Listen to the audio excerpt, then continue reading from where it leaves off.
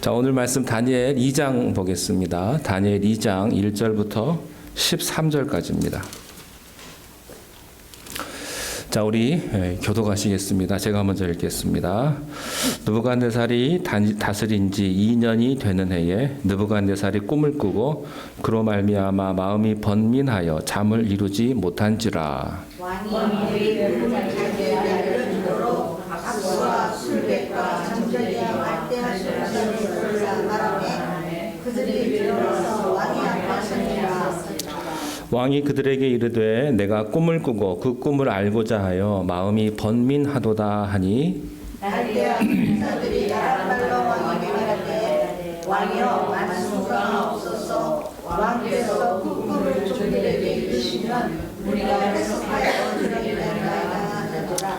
왕이 갈대아인들에게 대답하여 이르되 내가 명령을 내렸나니 너희가 만일 꿈과 그 해석을 내게 알게 하지 아니하면 너희 몸을 쪼갤 것이며 너희의 집을 거름더미로 만들 것이요 너희가 만일 꿈과 그 해석을 보이면 너희가 성물과 상과 큰 영광을 내게서 얻으리라. 그런즉 꿈과 그 해석을 내게 배우라니. 그들이 다시 대답하여 이르되 원하건대 왕은 꿈을 종들에게 이르소서 그리하시면 우리가 해석하여 드리겠나이다 하니 왕이 대답하여 이르되 내가 분명히 하노라. 너희가 나의 명령이 내렸음을 보았으므로 시간을 지연하려 하느니라.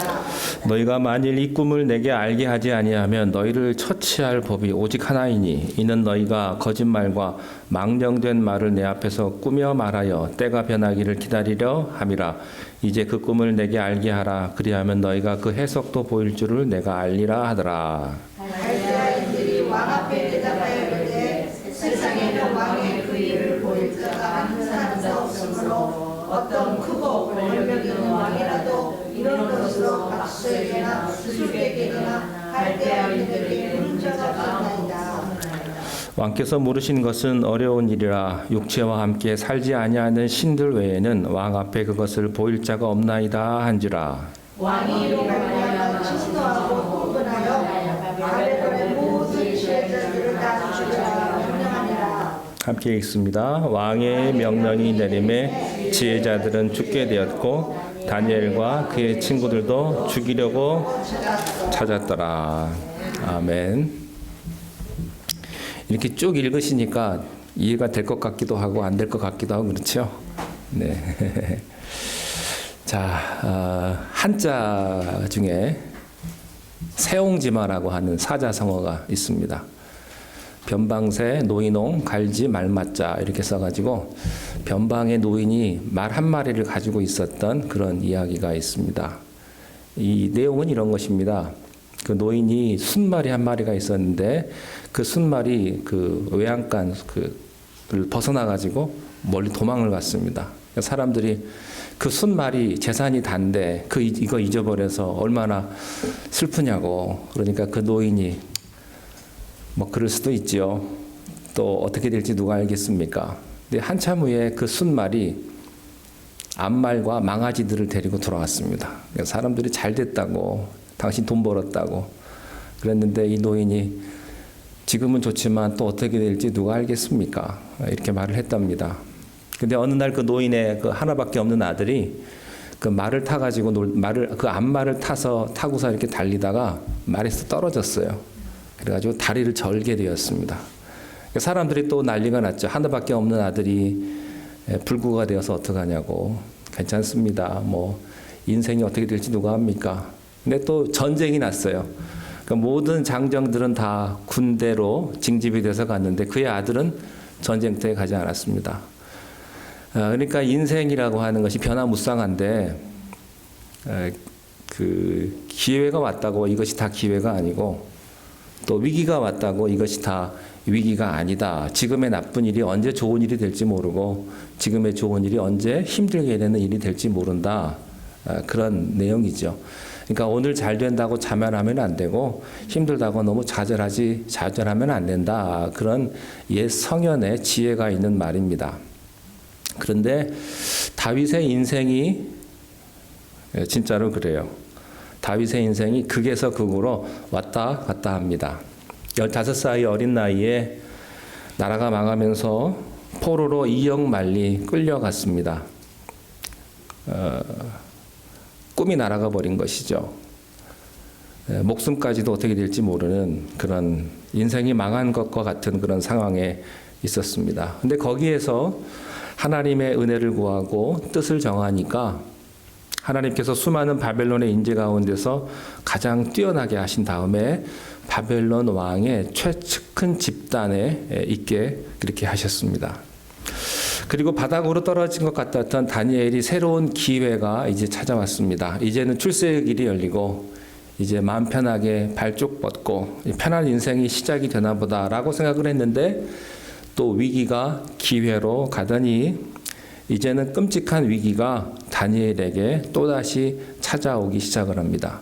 그 위기는 느부갓네살의 꿈으로부터 시작이 됩니다. 우리 1절 말씀 봄으로 오늘 말씀을 함께 나눕니다. 1절 시작. 느부갓네살이 다스린 지 2년이 되었는데 느부갓네살이 꿈을 꾸고 그로 말미암아 왕이라는 자손을 근심을 당하라. 예, 바벨론의 왕인 느부갓네살 왕이 꿈을 꾸었다고 했습니다. 우리가 이 스토리를 이해하기 위해서는요, 2500년 전에 바벨론의 느부갓네살이 얼마나 위대한 왕이었는지를 우리가 좀 생각을 해볼 필요가 있습니다. 이 느부갓네살 왕은요, 그 나라에서도 보통 왕이 아니고 한 나라에서도 보면 모든 사람들이 기억하는 그런 전설과 같은 그런 왕이 있잖아요. 뭐 가령 전 세계 알렉산더나 또 우리나라 같은 경우는 광개토 대왕이나 뭐 그런 위대한 점령을 했던 그 나라를 제국으로 만들었던 그런 왕들이 있었습니다. 이 느부갓네살은요, 이집트 그러니까 피라미드와 스핑크스가 있는 그 대단한 나라 애굽을 멸망을 시키고요. 그 다음에 애굽을 함락시킨 다음에 세계 3대륙을 정복한 왕이었습니다. 그리고 이제 사우디아라비아 아프리카 북쪽부터 시작해서 사우디아라비아 중동을 거쳐서 북쪽 트리키에 터키죠. 거기까지 해가지고 그리스 넘어서까지 대제국을 건설한 왕이 바로 이 느부갓네살 왕이에요. 그 나이가 20살부터 시작을 해가지고 25살 이때 가장 전성기로 그 나라의 영토를 확장시킨 그런 왕이었습니다. 그리고 이제 3년 정도가 지났습니다. 그의 나이로 생각을 해보면 28살에서 30살 정도. 어떻게 보면 가장 전성기, 가장 혈기왕성한 그런 때라고도 볼 수가 있겠습니다. 이 사람은 무시무시한 정복자일 뿐만 아니라 그 나라의 정치, 경제, 사회 모든 문화에 있어서도 위대한 바벨론 제국을 만든 전설과 같은 그런 인물입니다. 그런데 이 사람이요, 어느 날 꿈을 꿨는데 아주 난해한 꿈을 꾸게 된 거예요. 여기 보시면 느부갓네살이 꿈을 꾸고 이랬잖아요. 그러니까 영어 히브리 원문에 보면 꿈들입니다. dreams. 꿈을 꾼 거예요.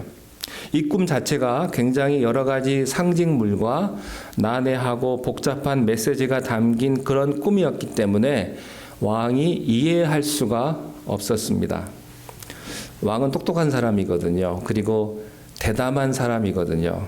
왕이 전쟁터를 누비면서 그렇게 화살이 빗발치던 그런 장소에서 끄떡없이 살아온 사람이에요. 근데 이 사람이 밤에 잠 못 잘 그런 스타일의 사람이 아닙니다. 머리만 대면 어디서든지 잠을 자고 세상에 무서울 것이 없는 그런 사람인데 너무 많이 울리죠. 소리 안 울려요? 예. 그런 사람인데 그런 꿈의 압박이 너무 심하게 들어오니까 이 사람이 밤에 잠을 못 이루는 겁니다. 밤에. 그래서 이럴 때 늘 자문을 구하던 왕궁의 술사들 중에서도 최고의 원로급들을 소집을 합니다. 아침에 눈을 뜨자마자 그냥 이 사람들을 다 소환을 한 거예요. 그러니까 사람들이 정신없이 왕 앞에 모여들게 된 것입니다. 고대 근동 지방에서는요, 사람의 꿈을 굉장히 중요하게 여겼습니다. 그래서 특별히 왕이 꾸는 꿈은 바벨론에서의 왕은 바로 바벨론을 지키는 수호의 신이라고 하는 마독이 현현해하는 존재다. 그렇게 생각을 했습니다. 그래서 왕이 꾸는 꿈은 보통 꿈이 아니다. 하늘이 이 나라의 운명을 계시하는 것이라고 믿었습니다. 그래서 바벨론에서는요, 2절에 보면 박수와 술객과 점쟁이와 갈대아 술사를 다 부릅니다. 여기 보면 갈대아 술사, 점쟁이 이런 말이 나오는데 영어 성경에 보니까 astrologers, 그러니까는 그냥 점치는 그런 사람이 아니고요. 점성술사, 하늘의 해, 달, 별을 보고 천문학을 관측하고 미래의 길흉화복을 점치는 그런 사람들이었어요. 그러니까 이 사람들은 단순히 어떤 토템, 미신이나 무당이 아니라 실제 천체를 읽을 수 있는 그런 과학자들도 많았고 역사나 인문학을 전공한 그런 학자들이 많았습니다. 그래서 이 사람들은요, 천체를 보면서 이 나라의 미래를 인도해주는 정책 방향을 짚어주는 그런 사람들이었습니다. 근데 이런 두뇌 집단은요, 종교적인 집단이면서 동시에 정치적인 입김을 행사할 수 있는 그런 사람들이었던 것이죠. 근데 왕이 이 사람들을 부른 거예요. 3절 보시겠습니다. 3절 시작. 왕이 그들에게 이르되 그 꿈을 알고자 하여 마음이 번민하도다 하니, 그 꿈을 알고자 하여, 영어 성경에 보면 I want to know what that means 이렇게 되어 있습니다. 그러니까 그 꿈을 알고자 하는 것보다는 그 꿈을 해석하고 싶었던 거예요. 이 꿈의 뜻이 무엇이냐 하는 겁니다. 그런데 문맥을 잘 이렇게 앞뒤를 살펴보면요, 왕이 자기가 꾼 꿈을 전혀 기억 못하는 게 아닙니다. 어렴풋하게 자기가 꾼 꿈을 기억을 하는데 꿈의 내용은 어렴풋하게 기억은 하고 있는데 이것을 해몽을 못하겠다고 하는 뜻이에요. 이게 무슨 뜻인가? 그런 때 있지 않습니까? 내가 꿈을 꿨는데 이게 아리송하고 무슨 내용이 있는 것 같기도 하고 그런 겁니다. 그런데 왕은 짓궂게도 자기가 꾼 꿈을요, 이 술사들에게 말해주지 않습니다. 너희들이 꿈도 맞추고 해몽도 해라. 이렇게 문제를 내준 겁니다. 왜 그렇게 했을까 하는 겁니다. 왜? 이 왕은요, 산전수전을 다 겪은 왕이거든요. 그래서 이 술사들은 왕을 모시면서 권력자가 좋아한 말을 골라서 하는 사람이라는 것을 왕이 알았던 거예요. 그래서 꿈 얘기를 해주면 대충 자기에게 기분 좋게 좋은 방법으로 해석해서 줄 것이라고 하는 것을 이 느부갓네살 왕이 알았던 것이죠. 근데 생각해 보니까 이 꿈은 그렇게 해석하면 안 될 것 같아요. 너무나 강렬하고 너무나 이상하기 때문에. 그래서 이 꿈을 정확하게 해석해 줄 수 있는지 없는지 첫 번째 테스트가 뭐냐면 일단 꿈을 맞춰야 된다 하는 거예요. 그래서 질문을 탁 던진 겁니다. 그때부터 상황이 악화되기 시작을 합니다. 여기서부터 왕과 술사들의 기가 막힌 설전이 시작이 돼요. 왕이 무슨 꿈인지 말만 해주면 해석은요 대충 둘러치면 되잖아요. 뭐 대충 그냥 이렇게 해서 이렇게 될 겁니다. 뭐 일어난 일도 아니고 미래에 될 일이기 때문에 대충 얘기해주면 되는데, 그런데 무슨 꿈을 꿨는지 얘기를 안 해주는 겁니다. 이것은 마치 뭐와 같으냐면요, 시험관이 시험을 출제하면서 너희들 내가 지금 무슨 시험을 낼 건지도 알아맞혀봐라. 그리고 답도 맞춰라. 이런 내용이거든요. 그러니까 이 술사들은요, 선왕 때부터 오랫동안 원로들을 다 모았기 때문에 선왕들을 다 모시면서 왕을 겪어본 사람들이에요. 보통 눈치가 있는 게 아니죠.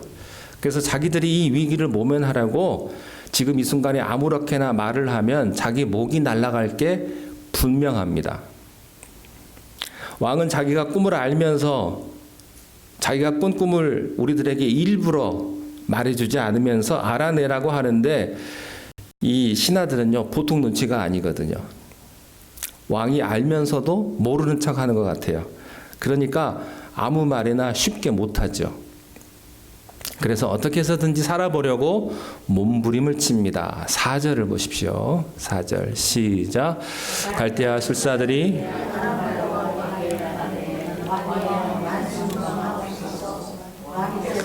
그 꿈을 종들에게 이르시면 우리가 해석하여 듣겠나이다 하는지라.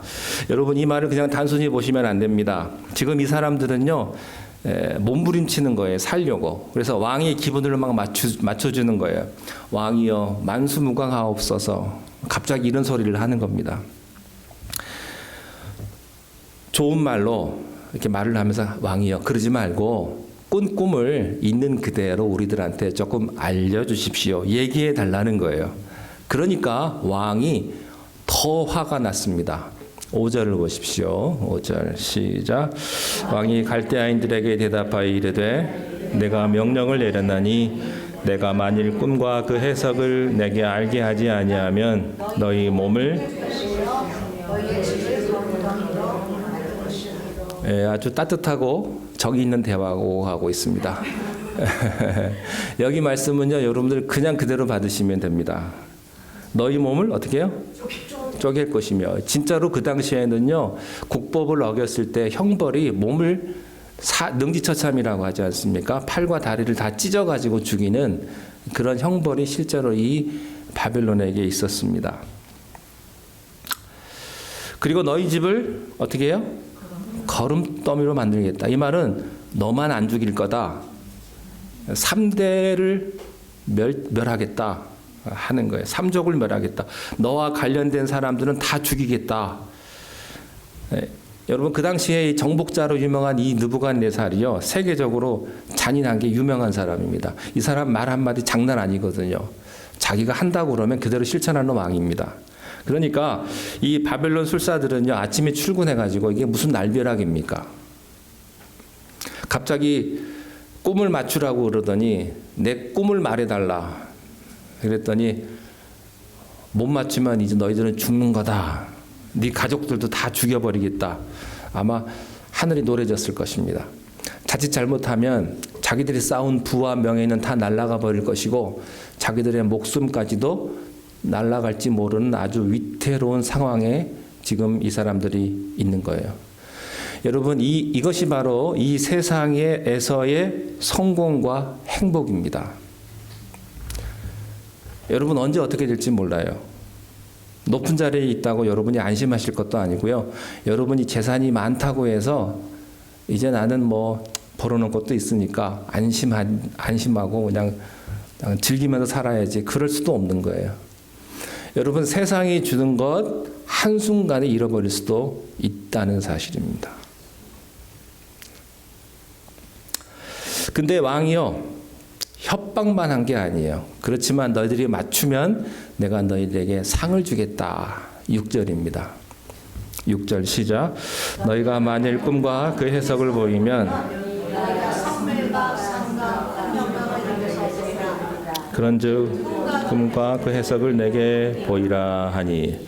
여러분, 이 선물, 이 상과 영광은 나중에 누가 받을까요?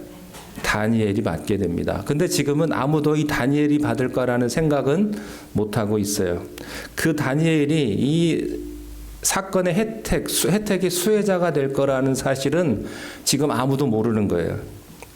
지금 왕 앞에 나온 모든 사람들 가운데는 한 명도 없어요. 사람들은 설마 그 새카맣고 어린 사람, 이제 막 그 공직에 들어온 다니엘이 그 큰 영광을 받을 수 있을까 상상도 못하는 것이죠. 여러분, 바벨론이 얼마나 큰 제국이었는지 아십니까? 우리가 지금 개념이 없어서 그런데요.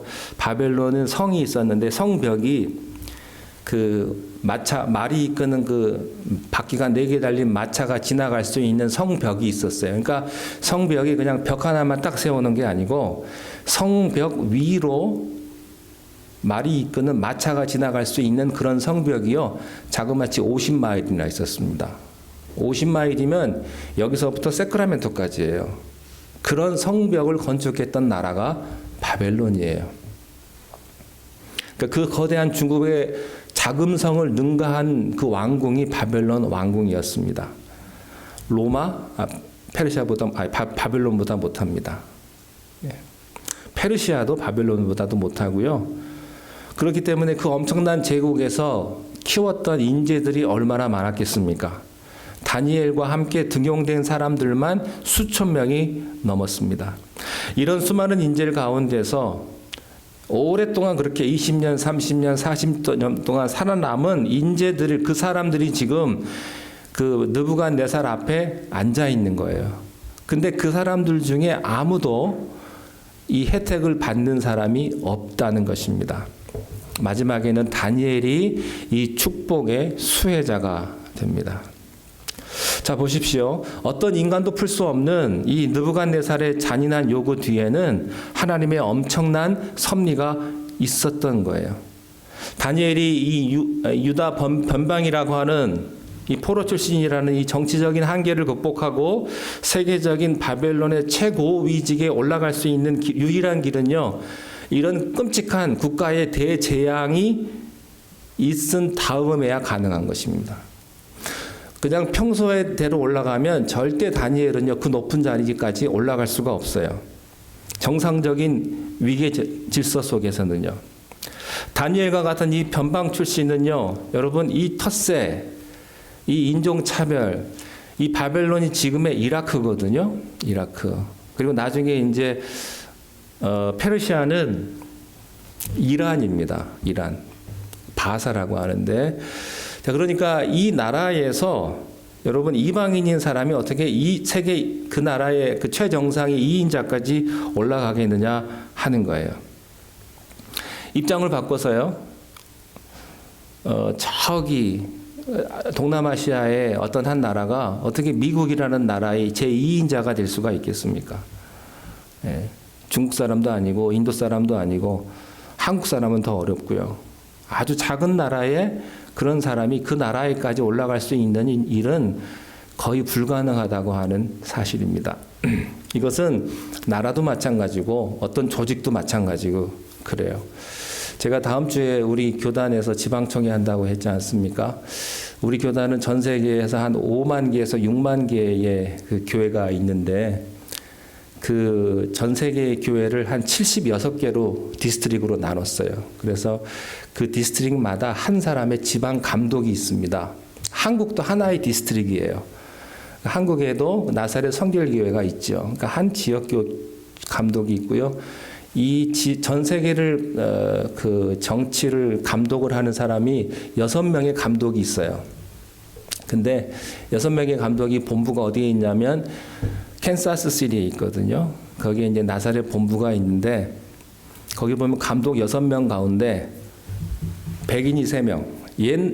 한 20, 30년만 하더라도 6명이 다 백인이었어요. 왜냐하면 메이저가 다 백인들이기 때문에. 근데 지금은 백인이 3명. 그 다음에 여자 겸 백인이 1명. 그리고 흑인이 1명. 아프리카 교회가 요즘 많아졌거든요. 그리고 어디겠어요? 히스패닉. 감독 1명. 이것도 이게 분배가 돼요. 그러니까 마이너리티는 어느 조직에서나 위로 올라가서 그들을 감독하고 그런 위치까지 올라갈 수가 없죠. 그러니까 다니엘도 마찬가지였습니다. 여러분, 아무리 탁월한 실력이 있어도요, 인종적인 편견, 학연, 지연이 그런 차별들이 있기 때문에 절대 못 올라갑니다. 근데 다니엘이 지금 그 상황, 정신적으로는 불가능하기 때문에 하나님께서 바벨론 왕궁에 이런 초유의 피바람의 그 재앙을 터뜨리신 거예요. 그 시작이 어디예요? 느부갓네살의 꿈이었다고 하는 겁니다. 그런데 그 꿈은 누가 꾸게 하셨을까요? 하나님이 꾸게 하셨다고 하는 사실입니다. 거기서부터 하나님이 역사하기 시작을 한 것입니다. 하나님의 사람에게 있어서 그렇기 때문에 위기는요, 변장된 축복입니다. 세상 사람들이 상식적으로 도저히 안 된다고 하는 거, 또 끔찍한 경제적인 고통, 어떻게 보면 하나님의 사람에게는요, 오히려 그것이 살 길이 된다고 하는 사실입니다. 바벨론 술사들이 도저히 안 되겠거든요. 그래서 왕 앞에 다시 한번 간청을 합니다. 이러지 마시라고. 자, 7절 보시겠습니다. 7절 시작. 그들이 다시 대답하여 이르되 원하건대 왕은 꿈을 종들에게 이루소서. 그리하시면 우리가 해석하여 드리겠나이다. 왕은 꿈을 종들에게 이루소서. 그리하면 우리가 해석하여 드리겠습니다. 다시 한번 간청을 합니다. 그런데 이것이 왕의 분노에 기름을 붓는 결과를 나타냅니다. 자, 8절과 9절 말씀을 읽겠습니다. 시작. 왕이 대답하여 이르되 내가 명령하노라. 너희가 나의 명령이 내렸음을 보았으므로 시간을 지연하려 함이로다. 너희가 만일 이 꿈을 내게 알게 하지 아니하면 너희를 처치할 법이 오직 하나이니 이는 너희가 거짓된 망령된 말을 내 앞에서 꾸며 말하여 때가 변하기를 기다리려 함이라. 이제 그 꿈을 내게 알게 하라. 그리하면 너희가 그 해석도 보일 줄을 내가 알리라. 너희들이 이런 식으로 시간을 끌려고 하는 건 내가 다 안다 이거예요. 선왕들은 너희들을 다 총애했지만 너희들은 거짓말과 망령된 말로 꾸며왔지 않았느냐 이렇게 딱 한 겁니다. 그러니까 이것으로 미뤄보아서요, 왕이 평소에 술사들에게 별로 좋은 감정이 없었다는 것을 알 수가 있습니다. 이 술사들은요, 높은 자리에서 호의호식하면서 온갖 권세를 다 누렸습니다. 왕은 그들이 문제가 있다는 것을 다 알지만 그냥 넘어갔어요. 왜냐하면 백성들의 심리를 규합을 하고 장악하기 위해서 서로 공생관계에 있었던 것이죠. 왜 우리도 그런 거 있지 않습니까? 저 사람하고 나하고는 별로 이렇게 맞지 않지만 서로의 이익을 위해서 그냥 같이 공존하며 사는 거예요.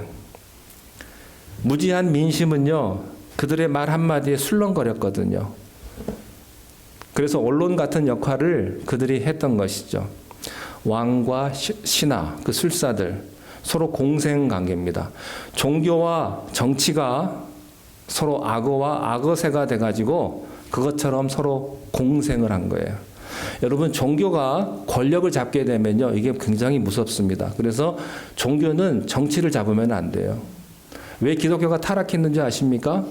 교황이 너무나 큰 권력을 잡았기 때문에, 교황이 정치까지 했기 때문에 기독교가 타락하기 시작을 한 거 아니겠습니까? 그런데 어느 나라나 이런 공생관계가 계속해서 유지가 되는 거예요. 알면서도 그렇게 해왔지만 이번만큼은 사정이 달랐습니다. 자, 먼저 이 느부갓네살 왕은요, 28살에 등극한 지 얼마 안 된 왕입니다. 새로 등극한 왕에게는 부담스러운 존재가 누굴까요? 누가 부담스러울까요? 선왕들의 가신들입니다.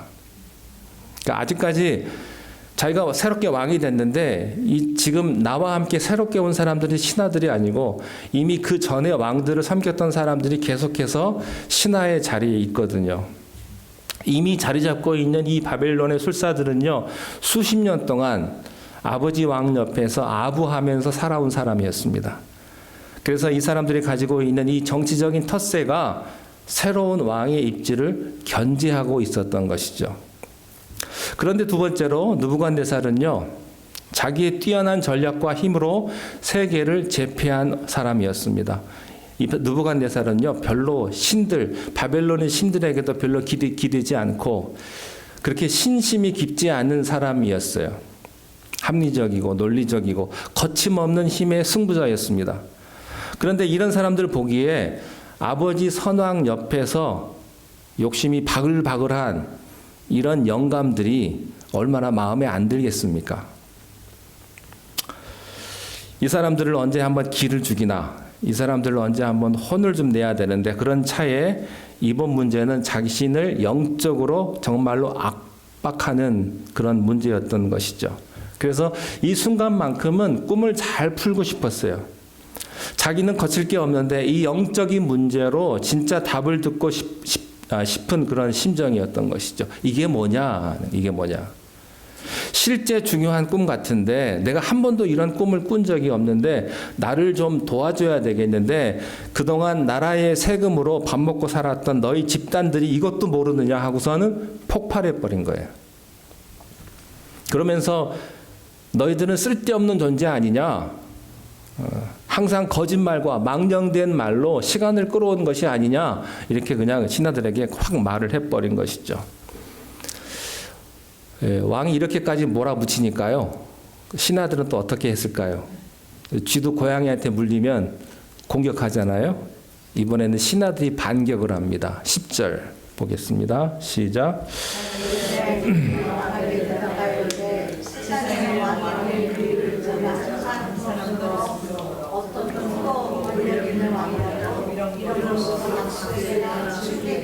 갈대아인들에게 물은 자가 없었나이다. 이 말이 무슨 말이냐면 이런 거예요. 당신이 아직 풋내기라서 잘 모르나 본데 지금까지 왕들 중에 이렇게 우리들한테 요구한 왕은 한 사람도 없었습니다. 그런 거예요. 어떤 선왕도 이렇게 무리한 요구를 우리들한테 한 적이 없다, 그런 이야기입니다. 그러니까 당신은 자격이 없는 풋내기 아니냐, 그런 거예요. 여러분, 그 젊은 리더가 가장 듣기 싫은 말이 뭔지 아십니까? 뭘까요? 당신 어려서 그래. 그런 거예요. 그 제가 아는 목사님이 20대에 담임 목사님이 됐는데, 담임 목사가 됐는데, 그 교회 권사님이 기도할 때마다 우리 어린 종을 주님 잡아주십시오.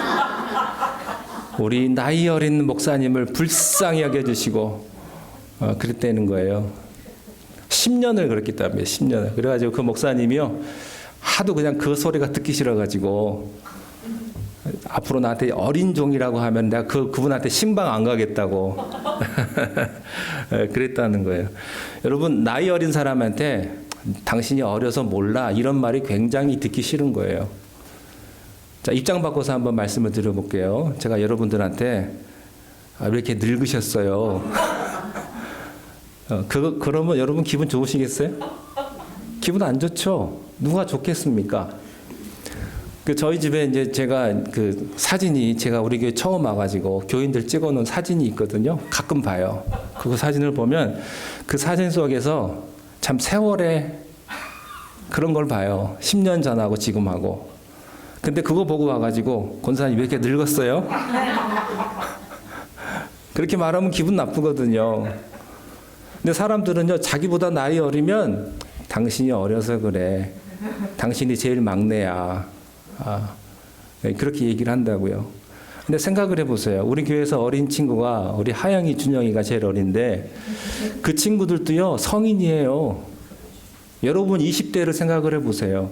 물론 여러분의 입장에서 어린 사람들을 보면 당연히 그런 마음이 드는 건 당연하지만 20대 넘으면 성인이라고요. 함부로 하면 안 돼요. 그래서 우리 교회 효진 자매나 우리 세연 자매도요, 40이 넘었습니다. 어리다고 말 함부로 하면 안 돼요. 어디 가서 여러분 그런 말 함부로 해보세요. 혼나지. 입장을 바꿔서 한번 생각을 해보세요. 그러면 안 된다니까요. 근데 이 왕이 굉장히 기분 나쁜 거예요. 생각을 해보세요. 당신이 지금 풋내기 왕이라서 모르나 본데 이런 식으로 얘기를 하니까 왕이 그냥 분노가 치밀 대로 치민 거예요.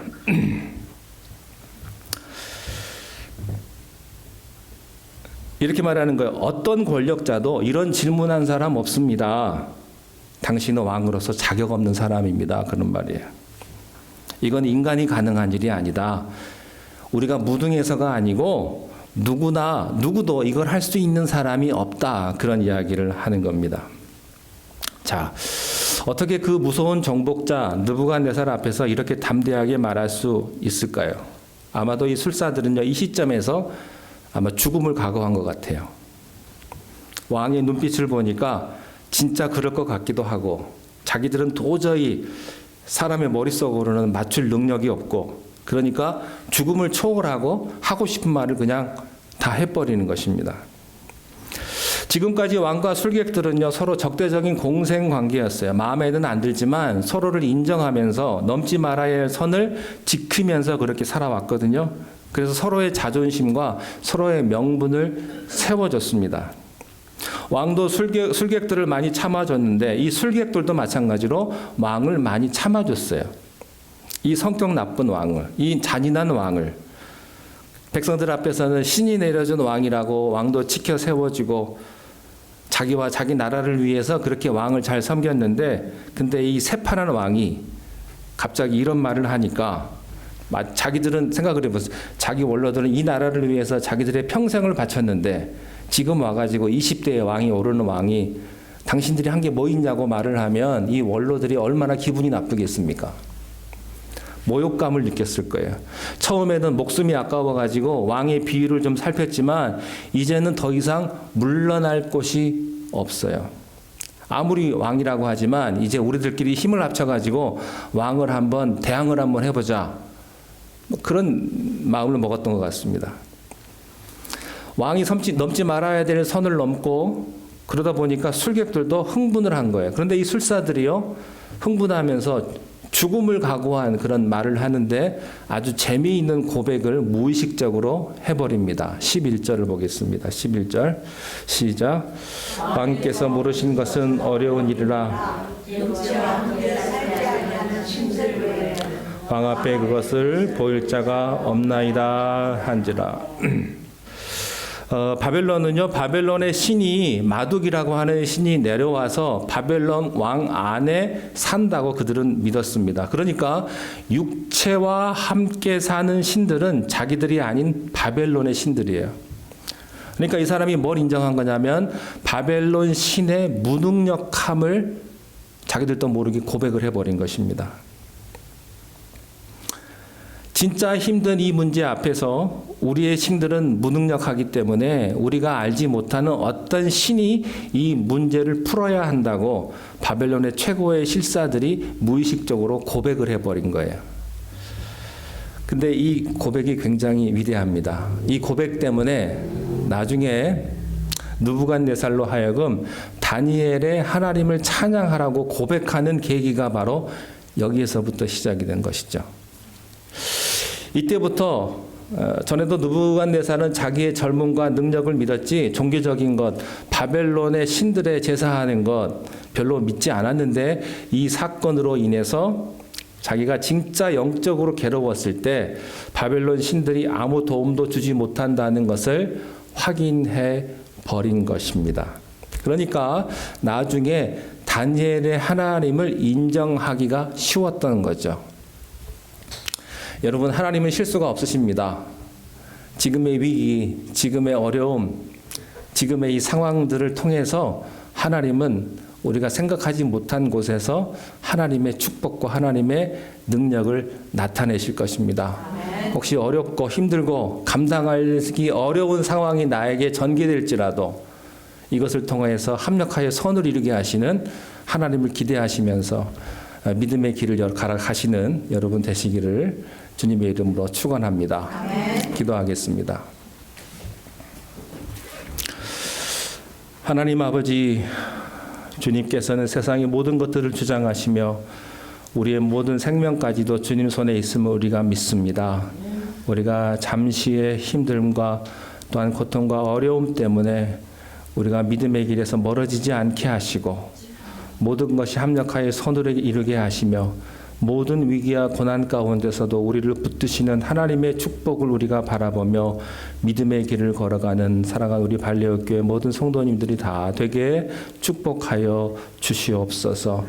오늘 하루도 세상에서 힘든 삶을 살았습니다. 주님께서 주시는 참된 위로와 안식을 누리게 하시고 다시 만날 때까지 성령님께서 우리의 모든 삶을 주장하여 주시옵소서. 우리 주 예수님의 이름으로 감사하며 기도드리옵나이다. 아멘. 하늘에 계신 우리 아버지여, 이름이 거룩히 여김을 받으시오며 나라의 임하옵시며 뜻이 하늘에서 이룬 것 같이 땅에서도 이루어지이다.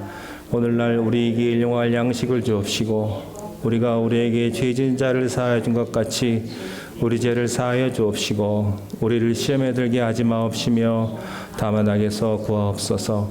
나라와 권세와 영광이 아버지께 영원히 있사옵나이다. 아멘.